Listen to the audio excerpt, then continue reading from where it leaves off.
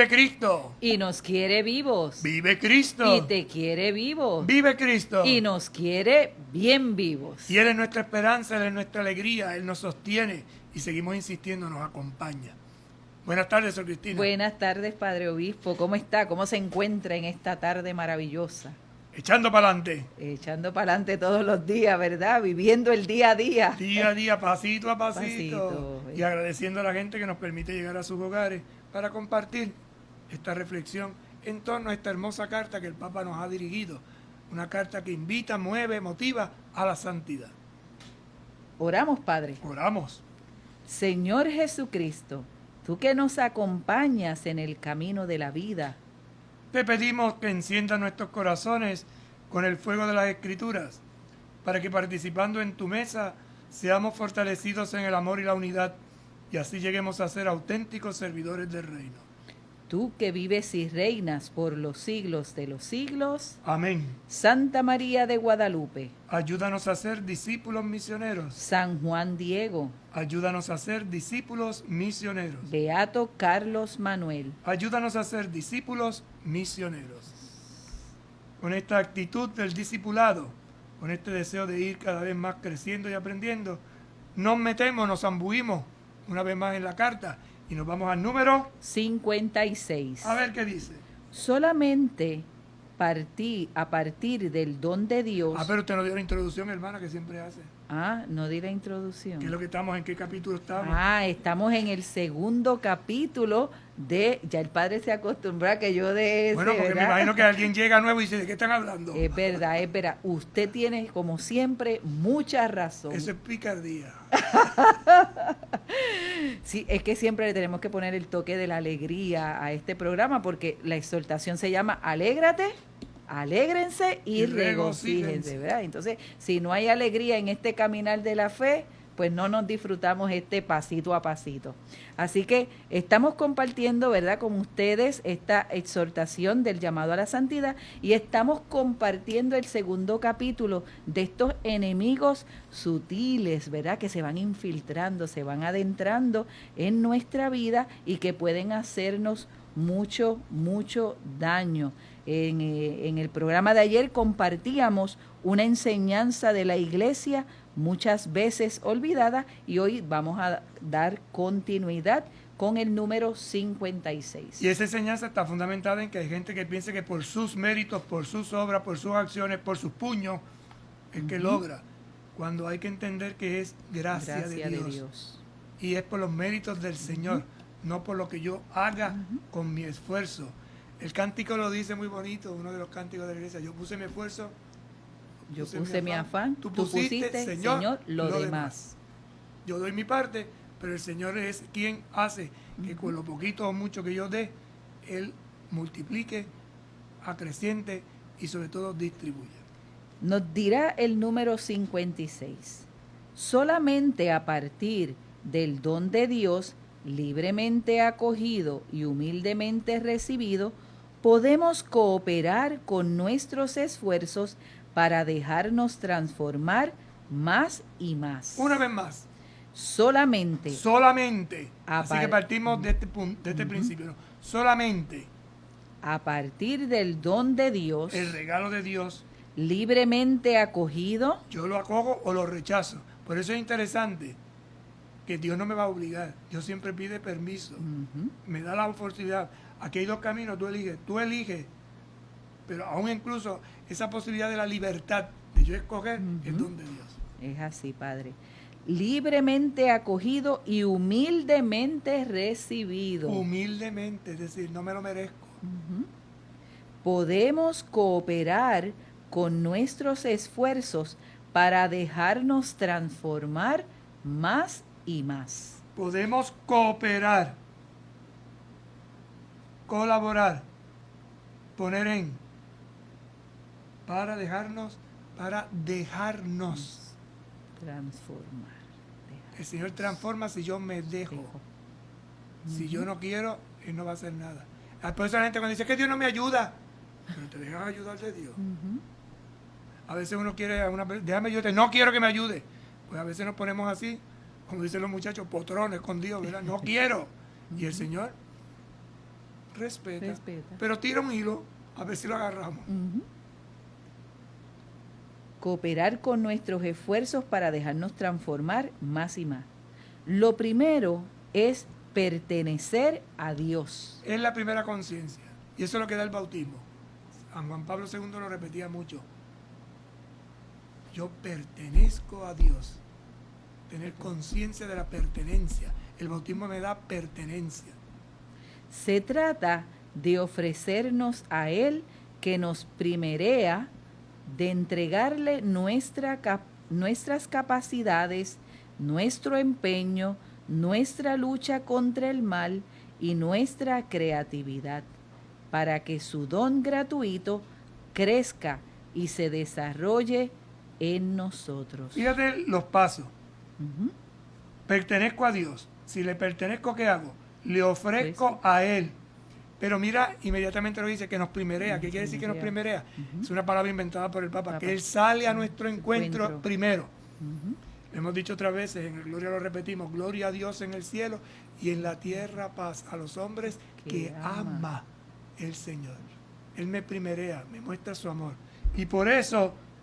entregarle nuestras capacidades. ¿Qué le vamos a entregar? Capacidades. Segundo. Empeño, nuestro empeño. Tercero. Nuestra lucha contra el mal. Cuarto. Nuestra creatividad. ¿Para qué? Para que su don gratuito crezca y se desarrolle en nosotros. Fíjate la escalera ascendente. Primero, pertenezco. Como le pertenezco, entonces ofrezco. Él me primerea.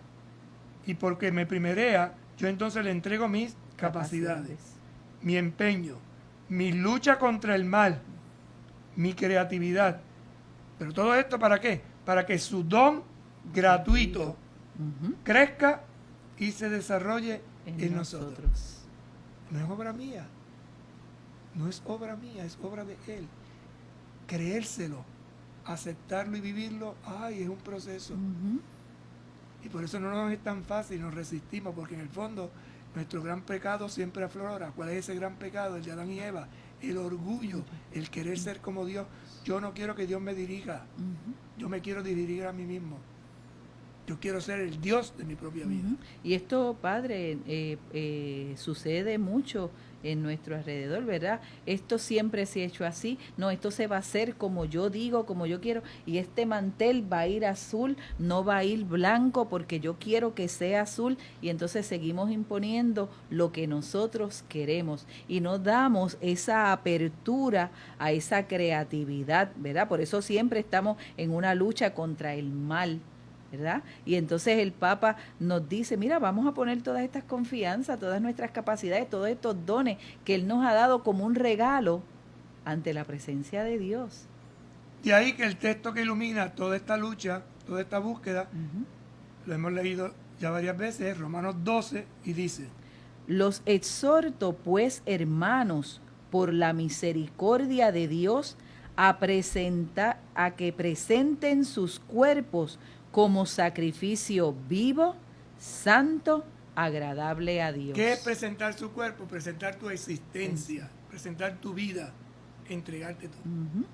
Este es el verdadero culto. Lo demás son ceremonias que pueden ayudar, pero lo verdadero es el cuerpo. Por eso Jesús dirá, citando el Salmo 40, he aquí que vengo a hacer tu voluntad, te entrego mi vida.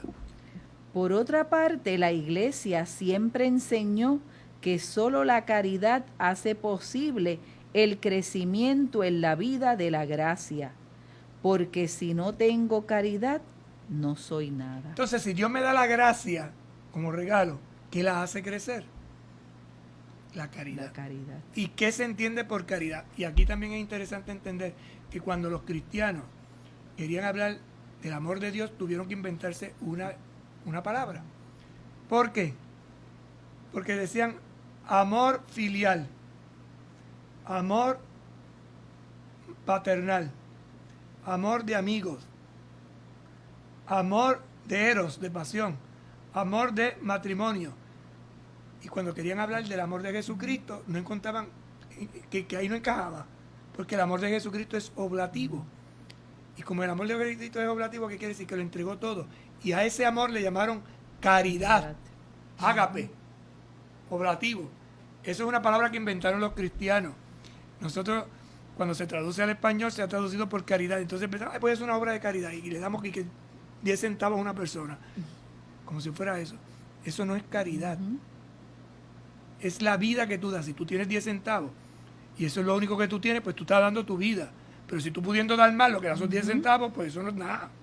Entonces tenemos que entender que lo que Dios nos pide en nuestra existencia, en mis acciones, yo no doy cosas, yo me doy.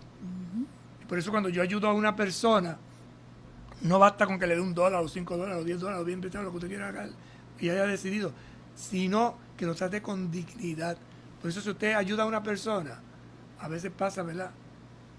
Estamos en la luz y se acerca una persona a pedir y ni bajamos el cristal, le damos así por encimita. Baja el cristal y ¿cómo usted se llama? Claro. Háblele un poco.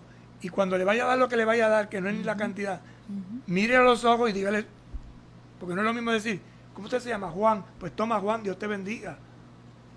O sigue para adelante. Tratarlo como persona, no como una cosa ahí. Y menos como un enemigo que me viene a pedir, que me viene a asaltar. Y a veces tenemos este concepto, por eso dice, lo hace crecer, la vida de la gracia la hace crecer la caridad, porque si no tengo caridad, no soy nada. Soy lata vacía. Y las latas, mientras más vacías, más suenan. Por eso cuando la lata de galleta está vacía, suena más. Suena más, seguro que sí. Vamos a pasar entonces, Padre, a otro aspecto, ¿verdad? Los nuevos pelagianos. Así que estábamos viendo la doctrina de Pelagio, pelagianismo, pero vamos a ver ahora los nuevos, porque que esto es como un virus. Ahora vamos a ver cómo ese virus se ha transformado y se vive hoy en la comunidad. Dice el número 57. Todavía hay cristianos que se empeñan en seguir otro camino. Otro camino. Vamos a ver cuál es ese camino.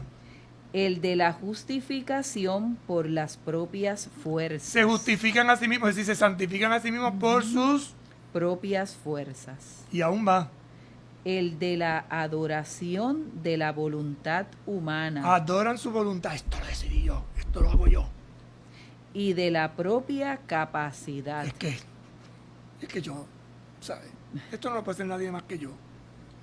Que se traduce en una autocomplacencia egocéntrica y elitista, privada del verdadero amor. ¿Sabe cómo se dice eso? Dígamelo. Pavo real. Pavo real. Ariel, padre, abre ese rabo. Esto es interesante. Usted observa un pavo real y entenderá perfectamente lo que dice aquí. Hay cristianos que se empeñan en seguir otro camino, el de la justificación por las propias fuerzas. Eso es lo que hace el pavo. Tú te pones a mirar un pavo y empieza a pavonearse y sube para allá y sube para allá. Y de momento, ¡wow! Y hace así. Se adora su voluntad humana. Y eso es lo que hace el pavo. El pavo lo que hace es, mírame, qué bonito soy. Mírame, yo soy. La propia capacidad se traduce en autocomplacencia, porque además, como se cree lindo, se pavonea. Por eso cuando la gente está pavoneando, uno dice, tú estás como los pavos reales. Es egocéntrica, es elitista. No, con esa chumba yo no me mezclo. Está privada del verdadero amor. ¿Cuál es el verdadero amor? El oblativo, el que se entrega, el que se dona, el que se da. Se manifiesta en muchas actitudes aparentemente distintas. Miren ahora cómo podemos ver ese pavo, específicamente en qué cosa. Y es curioso, porque lo que hace falta es observar nada más. Y verá que esos puntitos, todos tenemos algo de esto. La obsesión por la ley. La ley dice, esto hay que hacerlo así porque esto es así. La fascinación por mostrar conquistas sociales y políticas. Sí, porque es que yo conozco a tal familia, ¿no? Porque es que yo me codeo con tal señor, ¿no? Porque el líder de tal partido. Entonces empieza a darte una letanía de sus conquistas. La ostentación en el cuidado de la liturgia. Imagínense. Imperfecta. No. perfectísima. Y porque el Padre puso hoy las velas así. Y no solo las velas, esos ornamentos, esas cuestiones, ese figureo, ¿no? Y sigue. De la doctrina y del prestigio de la iglesia. Hay que defenderla por encima de todo, porque la iglesia está llamada a ser, y el Papa utiliza un campo de concentración, no, un hospital donde vienen los heridos. Y por eso la gente dice, yo no voy a la iglesia porque yo hay que ver un montón de pecadores. Dale gracias a Dios que son pecadores, porque para eso está. La vanagloria ligada a la gestión. Ay, es que yo hice tal cosa, porque después que yo hice tal cosa, tú sabes, me glorío porque es que me salió tan bien. ¿Te gustaron las flores como las puse en el altar? Cuando uno, no es que uno esté buscando el gusto del otro, dice, ¿qué le parece? Pero cuando tú ves gente que lo único que te dice, ay, es que me quedaron tan lindas porque las hice yo, ¿sabes? Y tú le cambias el lugar y se prenden. La gestión de asuntos prácticos, ¿verdad? No, porque es que esto es así, porque yo tengo la listita. El embelezo por las dinámicas de autoayuda y de realización autorreferencial. En otras palabras, se le cae la baba, así como que dice, ¡ah! ¡Qué bien me salió! En esto, algunos cristianos gastan sus energías y su tiempo. Miren, la iglesia hay cosas más importantes que hacer, pero estamos perdiendo tiempo en, como ustedes se dan cuenta, tonterías. Perdemos lo esencial por estar mirando lo accidental. Como te dan un vaso de leche y hay una paguita. ¡Ah, ese vaso de leche tiene una paguita! Pero saca la paguita. Botarlo. Saca la paguita, si eso es una pajita. Pues sí. No.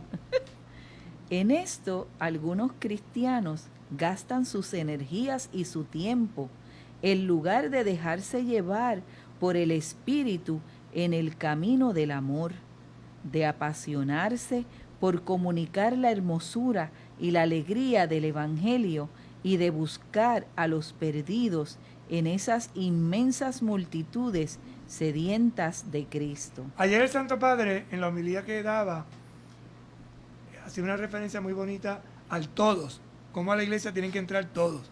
Y entonces él decía que la iglesia es como un río. Y en el río hay corrientes. Y hay una corriente que va por el lado derecho, hay una corriente que va por el medio y otra corriente va por el lado izquierdo. Pero lo importante es que todos van en corriente. Pero hay gente que no acepta esto. Y entonces él ayer, en ese diálogo que hacía a la luz de la palabra, decía, todos estamos llamados a todos. Entonces tenemos que caminar todos. Cuando uno empieza a segregar, hace charquitos. Y los charquitos se quedan fuera de la corriente. Y cuando la corriente, cuando tú sacas un charquito, pues eso se estanca. Y lo que se estanca se pudre, se hace daño. Así que hay que dejarse llevar por la corriente del Espíritu. Continuamos. En el número 58 nos dice, muchas veces, en contra del impulso del Espíritu, la vida de la iglesia se convierte en una pieza de museo o en una posesión de pocos. Un gueto. No toques esto, no toques aquello. Todo está tan limpio, todo tan bonito que uno no se te va a entrar ahí. Porque eso es una cosa museaica. Lo que decíamos hace programas anteriores, monolítica, ¿verdad? De la misma forma, una sola pieza, no tiene fisura, es inconmovible, rígido, inflexible. Y esto se nota a veces, ¿verdad?, en expresiones. No toques eso, no ponga la mano, eso no se toca. Esto es para que está ahí. Y en nuestro pueblo que es tan expresivo, ¿verdad? Por eso nos duele tanto la pandemia, porque ahora no nos podemos tocar. Y en ese no tocarnos, pues estamos perdiendo sensibilidad. Entonces hay que crear una nueva sensibilidad. ¿Cómo te toco con los ojos? ¿Cómo te toco desde lejito? ¿Cómo expreso mis sentimientos hacia ti? Y que te puedas sentir acogido o rechazado. Porque hay muchas formas, ¿verdad? Esto ocurre cuando algunos grupos cristianos ¡atención! Dan excesiva importancia al cumplimiento de determinadas normas propias, costumbres o estilos. Interesante. Excesiva importancia al cumplimiento de determinadas normas propias, costumbres o estilos. Mira cómo lo dice, ¿no? Grupos cristianos. Excesiva importancia al cumplimiento. Cumplo y miento. determinada. Esto es así, porque la norma no es general, sino es propia. Entonces, lo que se busca en el bien común siempre es lo común, pero esto es propio, particular, exclusivo. De esta manera se suele reducir y encorsetar el evangelio. Ahorita la iba a mencionar cuando estaba hablando del pavo real. Yo me acordé de la palabra encorsetada. Por eso salió ahí. Seguro que sí, me acordé de esa palabra encorsetada que ya sabemos, ¿verdad? Pero repítala por si acaso. ¿Cómo no? De esa manera. No, encorsetar, ¿qué es? Algo que es así, bien estricto, esto es así. Sí, pero el corset era una pieza de ropa que usaban las mujeres en la Edad Media. En otras palabras, una faja. Ajá, una faja, y le ajustaban a uno. O metían en vereda. Sí. Dice, de esta manera se suele reducir y encorsetar el evangelio. Y miren lo que pasa cuando se encorseta el evangelio. Quitándole su sencillez cautivante y su sal. Sencillez, el evangelio es sencillo, cautivante. Esto es interesantísimo. Y la sal, ¿qué quiere decir la sal? Lo que pica. Porque el evangelio tiene su pique, te hace cierto escozor. Y si usted tiene una herida y se echa sal, arde, pero te cura.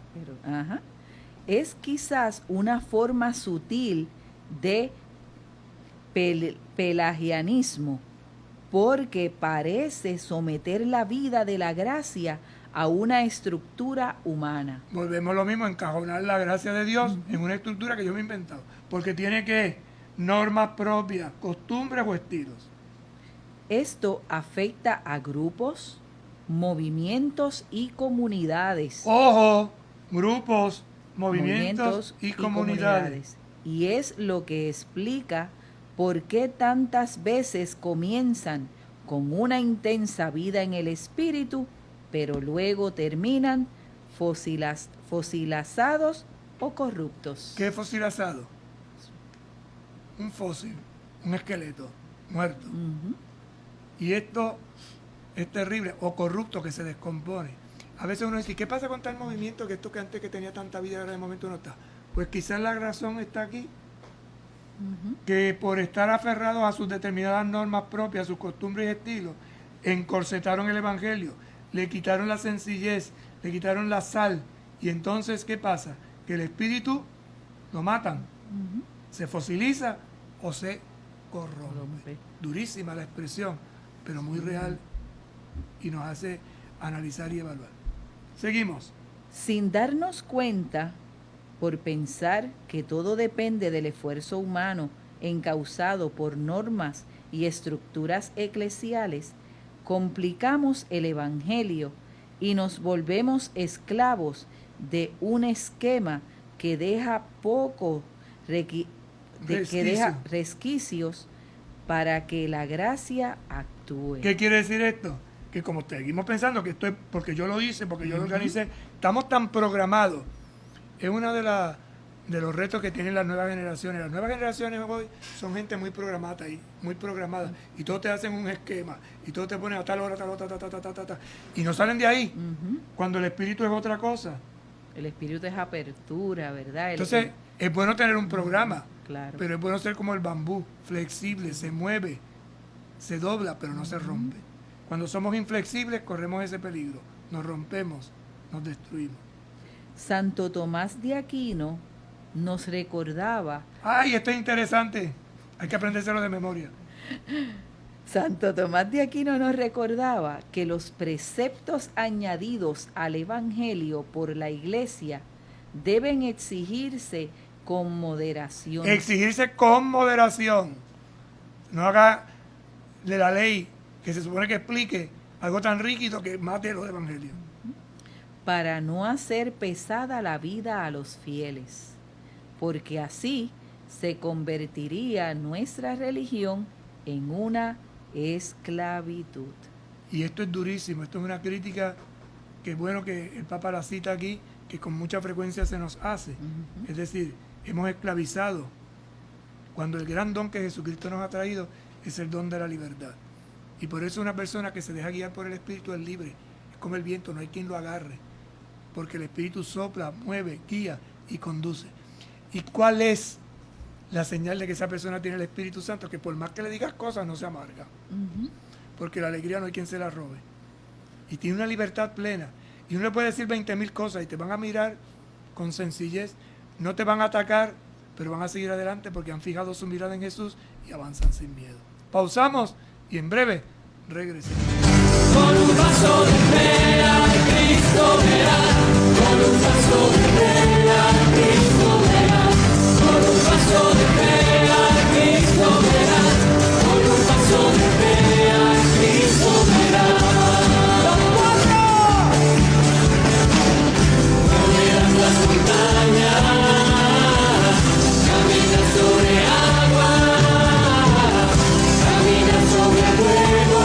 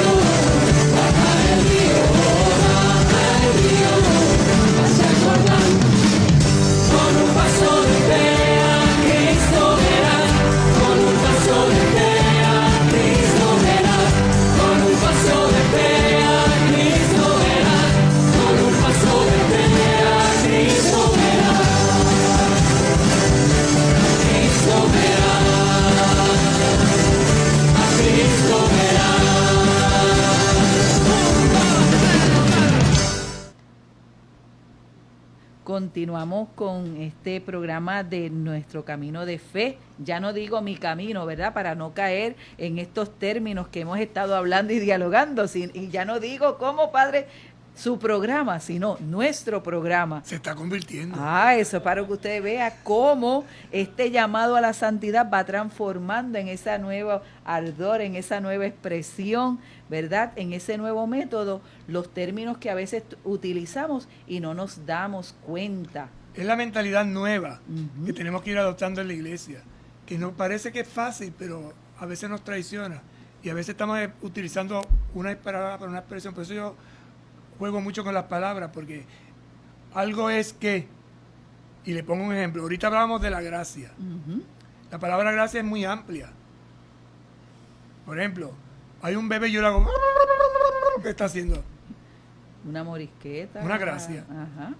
¿Verdad? Para que se ría. Yo le doy una cosa y usted dice, gracias. Recibe la comunión y recibe la... Gracias. Y cuando el perro entra a una casa y alza la pata, hace una... Gracias. Ay, Padre. Este es curioso, la misma palabra, pero... Entonces tengo que tener cuidado a quién le estoy hablando, porque a lo mejor yo estoy enfrascado en mi diálogo profundo de la gracia de Dios, porque la gracia, la gente me está... Y hay uno que está diciendo... ¿Y qué está diciendo? No ¿Ves? entiendo. Yo no sé, lo he contado otras veces, cuando yo era niño y me preparaba para la primera comunión, el catequista me decía, porque cuando uno comulga, cuando uno va a hacer la comunión, recibe la gracia santificante.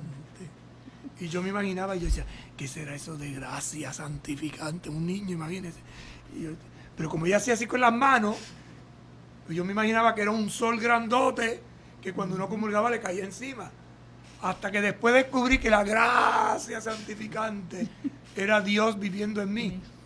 Claro, al niño se le explica de una forma, pero como no avanzamos, por eso decimos paso a la fe, no se nos reevangeliza, nos quedamos con el concepto antiguo. Entonces hay que tener mucho cuidado con las palabras que utilizamos.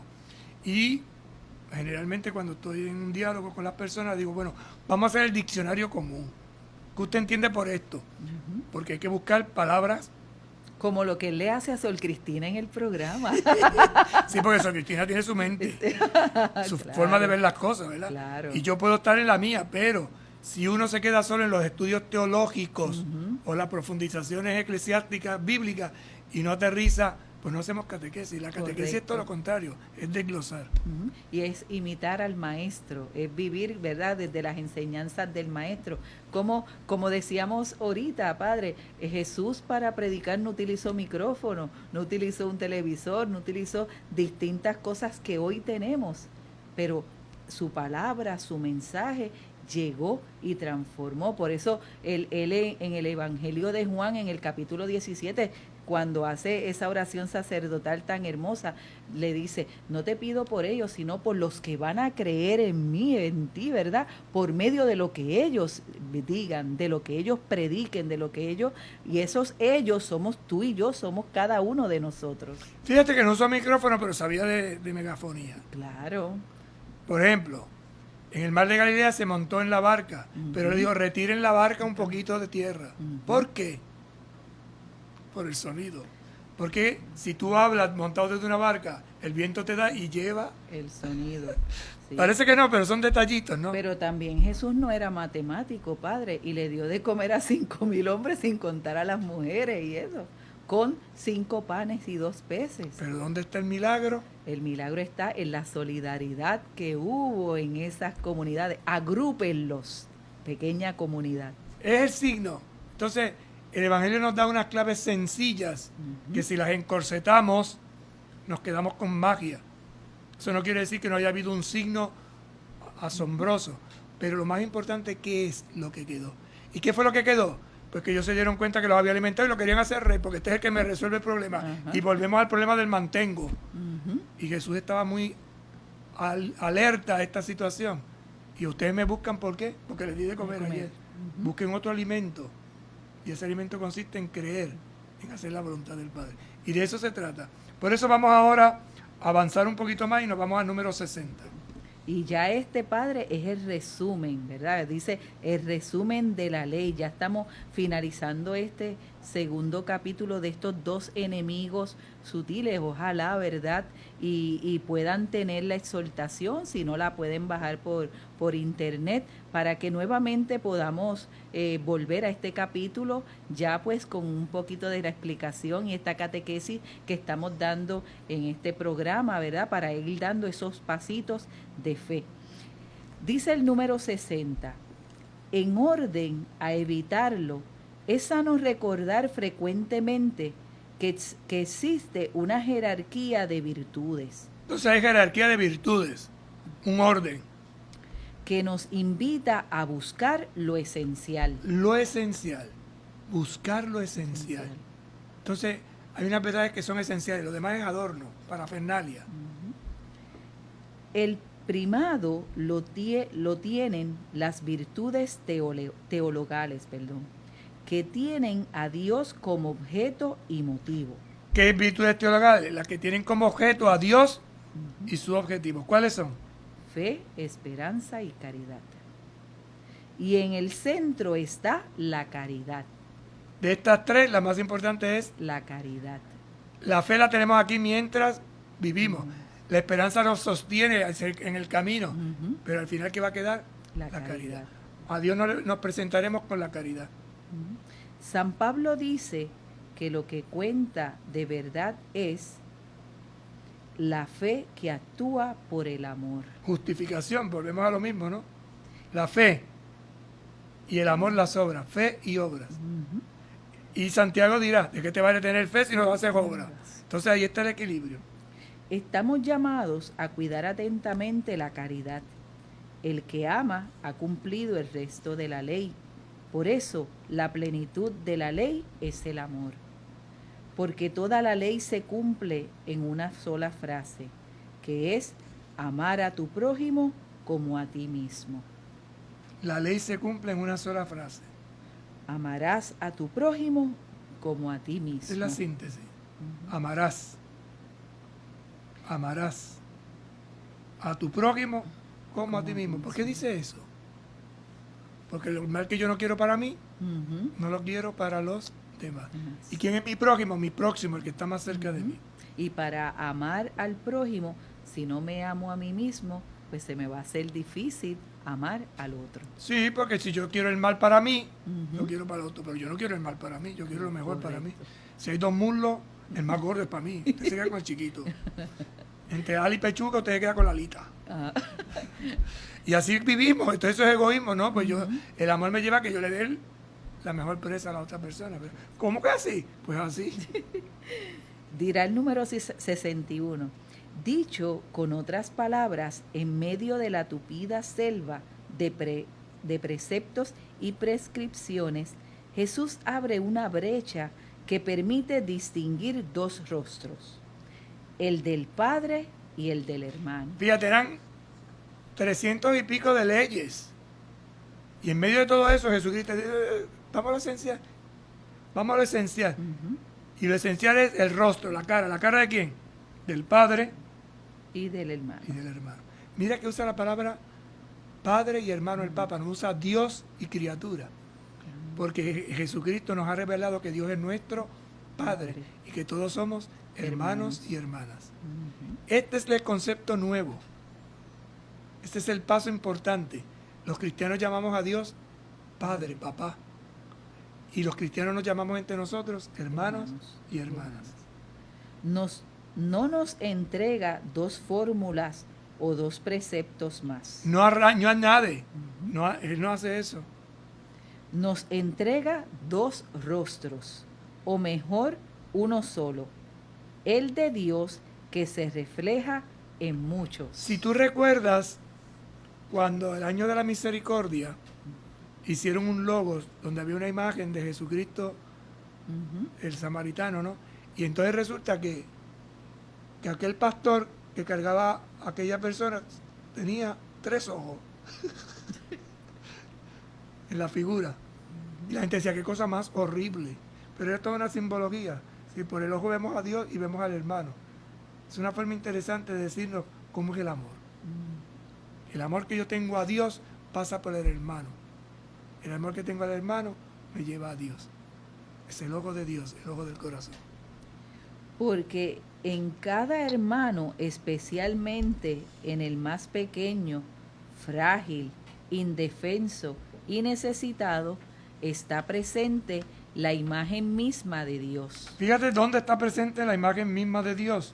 En el más pequeño, en el frágil, indefenso y necesitado. Ahí tenemos la clave. Entre uno que está gordo y robusto, el débil. Entre uno que está sano, el enfermo. En el uno que está maltratado, ¿ves? Entonces, esto es importante que lo entendamos, porque si no, nos desviamos. En el más pequeño, frágil, indefenso y necesitado, afirma, está presente la imagen misma de Dios. ¿Quieres ver a Dios? Búscalo ahí. En efecto, el Señor, al final de los tiempos, plasmará su obra de arte con el desecho de esta humanidad vulnerable. Interesantísimo, los profetas cuando hablaban del Cristo era el desecho desfigurado. Recordemos la profecía de Isaías leída el Viernes Santo, ¿verdad? Varón de dolores, ¿ante quién se vuelve el rostro? Pues, ¿qué es lo que queda? ¿Qué es lo que tiene valor en la vida? ¿Qué riquezas son las que no desaparecen? Sin duda, 2. El Señor y el prójimo. Estas dos riquezas no desaparecen. Son las dos grandes joyas. El Señor y el prójimo. Dirá el número 62. Que el Señor libere a la Iglesia de las nuevas formas de gnosticismo y de pelagianismo, que la que la complican y la detienen en su camino hacia la santidad. Estas desviaciones se expresan de diversas formas. Variedad, es variedad. Y miren dónde está la variedad. Según el propio temperamento y las propias características. Influye mucho el temperamento y las características. Por eso exhorto a cada uno a preguntarse y a discernir frente a Dios de qué manera pueden estar manifestándose en su vida. Es una pregunta que queda al aire. Y queda al aire para que nosotros la reflexionemos, ¿verdad? ¿Soy gnosticista o pelagianista? O las dos cosas. ¿Cómo lo demuestro? ¿Cómo lo descubro? Hermana, cuénteme cómo es que ha descubierto en todo esto.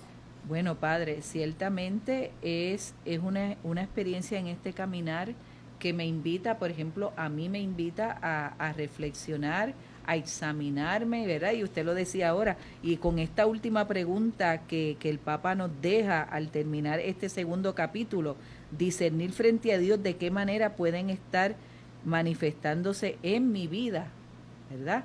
Como de una forma u otra también tenemos algo de esto. Y esto me sirve a mí como un examen de conciencia y me enseña a tener cuidado, a ser pues más prudente, a no dejarme influenciar también por esas corrientes que de una forma se van infiltrando y lo hacen de una manera tan fascinante, ¿verdad? Que cuando tú menos te lo imaginas, te atrapan. Y hay que entender de que somos posibles candidatos a caer. O sea, la soberbia a veces nos impide pensar que yo puedo caer en esto. No, yo no estoy en esto, ya, porque ya estás diciendo eso, es que ya estás metido. Estás metido, sí. Pues cuando uno se va al bando contrario es porque ya está metido hasta el tuétano. Generalmente lo que uno critica es lo que verdaderamente uno como que anhela en el fondo. O sea, ¿qué tal cosa? Esa nevera que compraste, imagínate, tal, me hace falta a mí. Sí, la proyección, padre, que tanto se habla, ¿verdad? A nivel de psicología, se está proyectando en eso que está diciendo. Por eso lo interesante es descubrir el Evangelio como el libro, no, como la persona que me enfrenta, que me corrige, que me orienta, que me ilumina, que me da luz. Y desde esa sencillez del Evangelio, ver cuál es la palabra que toca mi corazón, a dónde me lleva.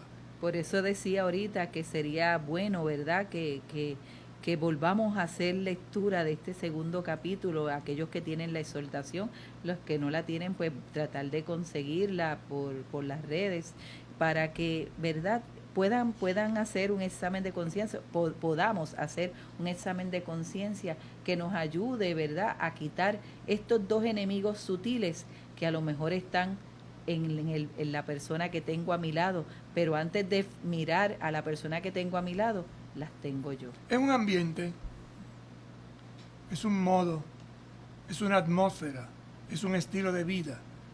Y esto se nota pues en estructuras mentales y, insisto en esto, yo no puedo decir yo no peco de esto, ¿no? Correcto. Debo de descubrir en qué me identifico, con qué me identifico de esto para mejorarlo y transformarlo. Sí. Si estoy seguro de la doctrina y la medida en que conocemos la doctrina, en esa misma medida avanzamos y crecemos.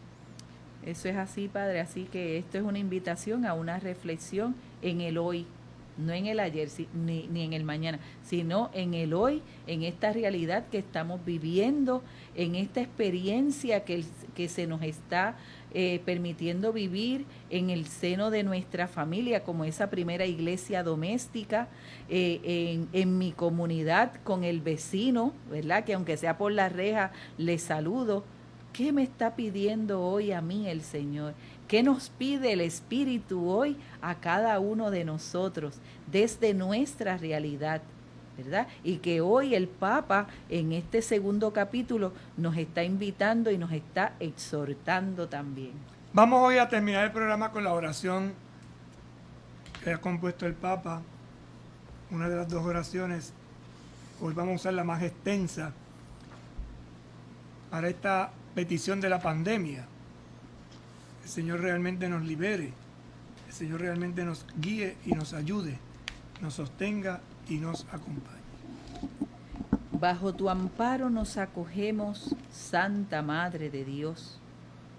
En la dramática situación actual, llena de sufrimientos y angustias, que oprime al mundo entero, acudimos a ti, Madre de Dios y Madre nuestra, y buscamos refugio bajo tu protección. Oh Virgen María, vuelve a nosotros tus ojos misericordiosos en esta pandemia de coronavirus y consuela a los que se encuentran confundidos y lloran por la pérdida de sus seres queridos, a veces sepultados de un modo que hiere el alma. Sostiene a aquellos que están angustiados porque para evitar el contagio no pueden estar cerca de las personas enfermas. Infunde confianza a quienes viven en el temor de un futuro incierto y de las consecuencias de la economía y en el trabajo. Madre de Dios y Madre nuestra, implora al Padre de misericordia que esta dura prueba termine y que volvamos a encontrar un horizonte de esperanza y de paz. Como en Caná, intercede ante tu divino Hijo, pidiéndole que consuele a las familias de los enfermos y de las víctimas, y que abra sus corazones a la esperanza. Protege a los médicos, a los enfermeros, al personal sanitario, a los voluntarios que en este periodo de emergencia combaten en primera línea y arriesgan sus vidas para salvar otras vidas. Acompaña su heroico esfuerzo y concédeles fuerza, bondad y salud.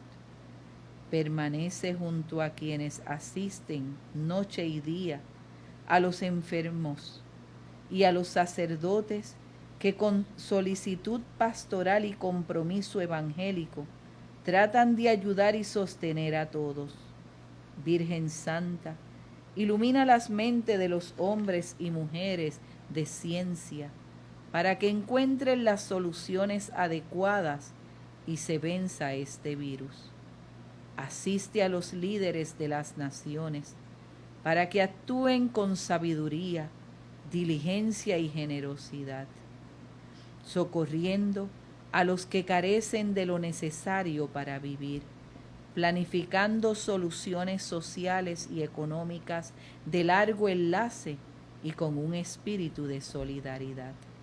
Santa María, toca las conciencias para que las grandes sumas de dinero utilizadas en las incrementaciones y en el perfeccionamiento de armamentos sean destinadas a promover estudios adecuados para la prevención de futuras catástrofes similares. Madre amantísima, acrecienta en el mundo el sentido de pertenencia a una única y gran familia, tomando conciencia del vínculo que nos une a todos, para que con un espíritu fraterno y solidario salgamos en ayuda de las numerosas formas de pobreza y situaciones de miseria. Anima la firmeza en la fe, la perseverancia en el servicio y la constancia en la oración. Oh María, consuelo de los afligidos, abraza a todos tus hijos atribulados, haz que Dios nos libere con su mano poderosa de esta terrible epidemia y que la vida pueda reanudar su curso normal con serenidad. Nos encomendamos a ti, que brillas en nuestro camino como signo de salvación y de esperanza. Oh clementísima, oh piadosa, oh dulce Virgen María. Amén. Amén. Que el Señor esté con ustedes. Y con tu espíritu. Que les bendiga y les acompañe el buen Dios Todopoderoso, Padre, Hijo y Espíritu Santo. Amén. Nos vemos mañana en nuestro programa. Mi camino de fe, pasito a pasito. Buenas tardes tengan todos. Buenas tardes. con un vaso de fe a Cristo verás, con un vaso de fe a Cristo.